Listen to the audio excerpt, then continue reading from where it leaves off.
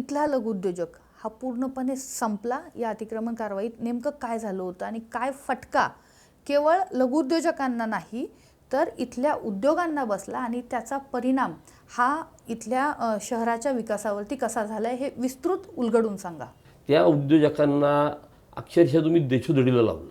म्हणजे कुठल्याही, आता आम्ही सगळ्यांना भेटलो त्यावेळेस, म्हणजे स्थानिक आमदार आहेत त्यांना पण भेटलो, अजून कोण नेते असतील सगळ्यांना आम्ही भेटलेलो त्यावेळेस. स्थानिक आमदारांकडून तर आम्हाला म्हणजे आश्वासन देण्यात आलं होतं की उद्योगांवर कारवाई होणार नाही, कारण संघटनेने वेळोवेळी त्यांना पाठिंबा दिलेला आहे, त्यांच्याबरोबर संघटनेने काम केलेलं आहे.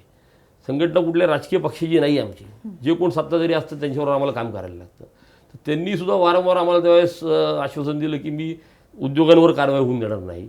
पण 7 तारखेला अचानक, म्हणजे मला त्यावेळेस 5:30 वाजता फोन आला तिथल्या उद्योजकांचा. पारस वजन काटा म्हणून आहे, त्याच्या मागे खूप मोठा म्हणजे सगळे JCB परत अधिकाऱ्यांचा आणि पोलिसांचा फौजफाटा घेऊन तिथं जाऊन ते कारवाईला सुरुवात करणार म्हणून मला फोन आला 5:30 वाजता 7 तारखेला.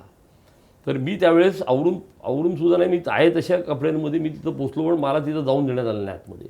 मला असं नाही कुणालाच जाऊन देण्यात येत नव्हतं.